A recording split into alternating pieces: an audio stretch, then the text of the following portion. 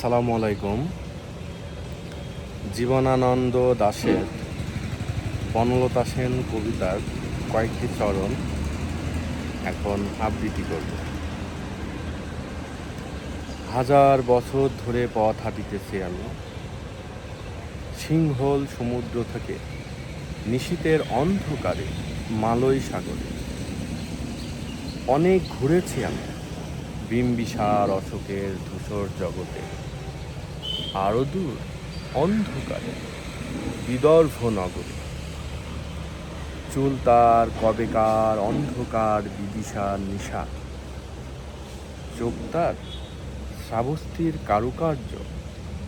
অতিদূর সমুদ্রের পর হাল ভেঙে যে নাবিক হারিয়েছে দিশা, সবুজ ঘাসের দেশ যখন সে চোখে দেখে দারুচিনের দ্বীপের ভেতর, তেমনি দেখেছি তারে অন্ধকারে।